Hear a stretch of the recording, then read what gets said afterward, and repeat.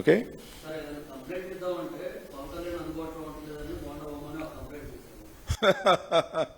నేను చూసే శాసనసభలో బోండా ఉమా గారు పవన్ కళ్యాణ్ గారిని అందుబాటులో ఉండటం లేదని చెప్పారు. మనం ప్రజలు ఎవరు ఎమ్మెల్యేగా అందుబాటులో ఉండలేదంట. కూటమి ఎమ్మెల్యేకే బోండా ఉమామహేశ్వరరావు గారు కూడా ఉండేది రాజధానిలో ఉంటున్నాడు. అంటే రాజధాని అంటే విజయవాడలో ఉంటున్నాడు.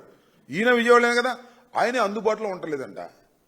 ఆ పొల్యూషన్ కంట్రోల్ బోర్డుకు సంబంధించినటువంటి వ్యవహారంలో నిన్న శాసనసభలోనే ఆయన మాట, శాసనసభలో మాత్రమే పవన్ కళ్యాణ్ గారు అందుబాటులో ఉంటున్నాడని, రాష్ట్ర పరిపాలనకి పవన్ కళ్యాణ్ గారు అందుబాటులో ఉండటం లేదని, బహుశా ఆయన ఉద్దేశం సినిమా బిజీలో ఉంటున్నాడని కావాలి.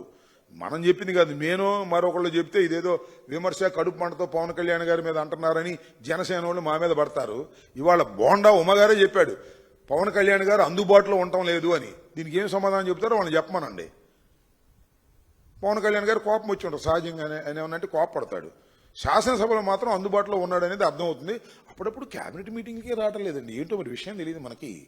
అది బోండా ఉమా గారికి తెలియాలి, లేకపోతే లోకేష్ గారికి తెలియాలి. అప్పుడప్పుడు క్యాబినెట్ మీటింగ్లకి ఆయన అటెండ్ కావడం లేదు.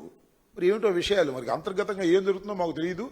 బోండా ఉమా గారే చెప్పాడు పవన్ కళ్యాణ్ గారు రాష్ట్ర ఉప ముఖ్యమంత్రి గారు అందుబాటులో ఉండటం లేదు అని. దీన్ని ఏ విధంగా తీసుకుంటారో తీసుకోండి, నాకు తెలియదు.